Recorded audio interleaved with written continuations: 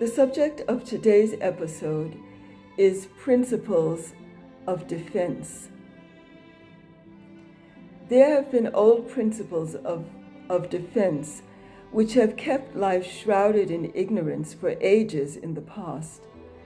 The principles of defense which are based on ignorance are the principles which I will mention now, and I will mention the new principles which have to be adopted in order to lead life in the direction of more progress, harmony, and fulfillment for the whole global family. The old principle of defense was defense based on the readiness of the soldier to kill and even die to save the nation.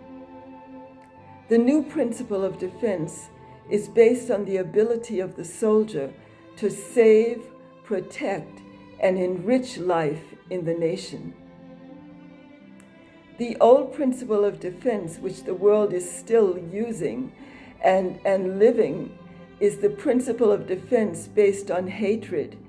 The new principle of defense is a love-based defense.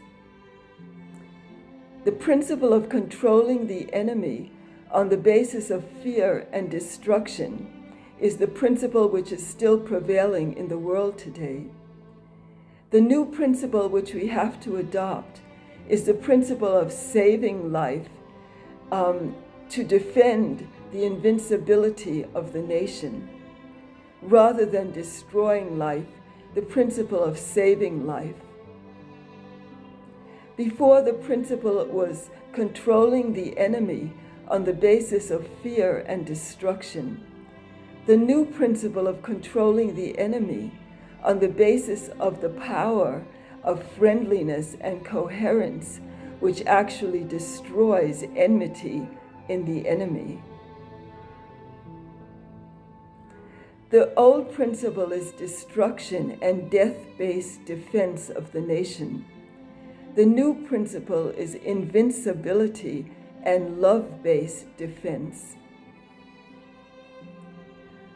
Fear-based defense technology means negativity-based defense, destruction-based defense. This principle of defense is self-defeating. It means accepting death for the sake of defense. The new principle which we need to adopt in the world today is trust-based defense. It means positivity-based defense, a defense which is actually enriching to life. This is the self-fulfilling principle of defense, confidence in one's own level of invincibility. The old principle is the principle of destroying the enemy to safeguard the peace and prosperity of one's own nation. The new principle is destroying the enmity in the environment and thereby disallowing the birth of an enemy to safeguard the peace and prosperity of one's own nation. So we have to disallow the very birth of an enemy in the nation in order to safeguard the nation. The old principle of defense was the skillful use of dynamism, and the new principle is the skillful use of silence. And what do we mean by the skillful use of silence? We mean actually educating the civilians in the nation to contact the field of pure consciousness, a field of infinite silence, a field of perfect balance, a field of perfect orderliness, in which the mind is totally aligned with the full potential of natural law, with the total potential of natural law is lively in human awareness. And in this state, the conscious capacity of the mind is fully expanded, and one is able to comprehend solutions which are not available when one is only limited to using the surface active 5 or 10% of the full potential of the mind. So the skillful use of silence is enabling the individuals in the nation to transcend and experience the state of pure consciousness, a state of unbounded awareness.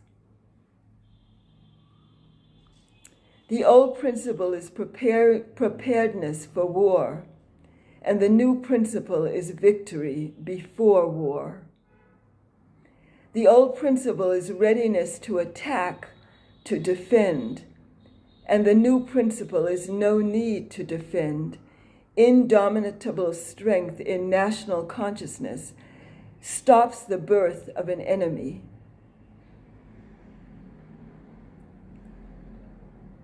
The old principle is military responsible for meeting the danger when it has actually come. But the new principle is military responsible for averting the danger before it arises. Avert the danger before it arises. This is the real duty and the skill of the military, to avert the danger before it arises, rather than meeting the danger when it has already come. The old principle stated that national safety was secured by the stockpiling of powerful and deadly weapons. The new principle says coherence increasing in national consciousness creates an invincible armor around the nation, so that the nation never has to resort to using deadly weapons. Actually, the orderliness in the consciousness of the nation creates an armor around the nation, which actually provides the state of invincibility to the nation. It depends on the internal orderliness of the minds of the civilians in the nation, which determines the level of invincibility of the nation and its ability to protect itself from attack, either from the inside or from the outside.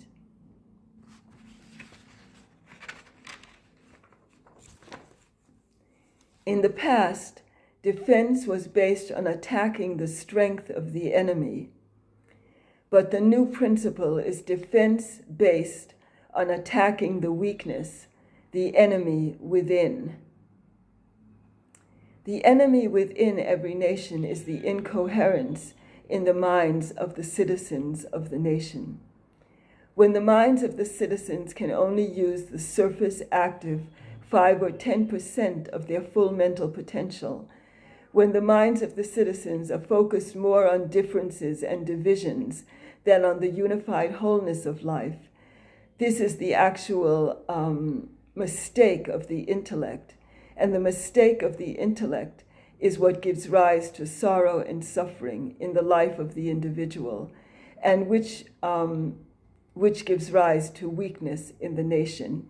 It's actually the forgetting of the unified wholeness of life and focusing on the divisions and the differences and the parts of life, and forgetting the wholeness of life. And this gives rise to suffering. It gives rise to illness, and it's the source of the weakness in the nation. The old principle said that might is right, but the new principle is that right, alignment with natural law, is might. Right is might. Right is might. And it's not that might is right, because might may be wrong, but right is what gives strength.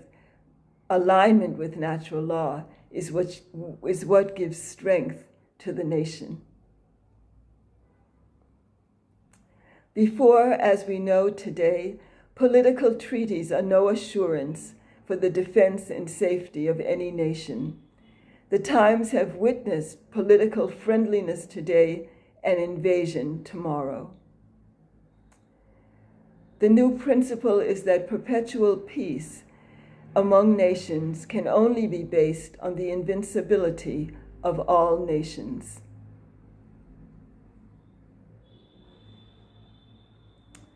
The previous principle based on ignorance is that it's the age-old responsibility of the military to raise and maintain the power of destruction.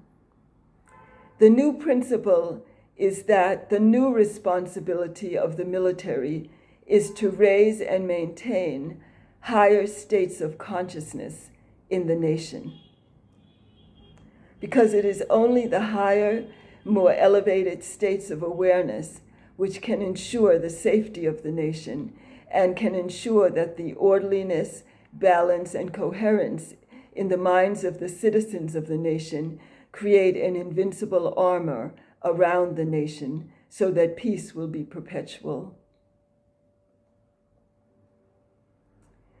The old principles based on ignorance saw the use of natural law to develop highly destructive measures of defense. But the new principles, which will be rising more and more in the coming age, is that the growing knowledge of the ground state of all the laws of nature, or the state of pure consciousness, is a supremely effective means of defense for every nation. So it's the consciousness of the individuals of the nation which has to be made more and more peaceful, more and more aligned with natural law, more and more free from turbulence and free from negativity and free from ill feeling. It's the consciousness of the individuals which will ensure the peace, harmony, and prosperity of the nation, and will ensure that the nation contributes maximum to the harmony and peace and fulfillment of the global family of nations.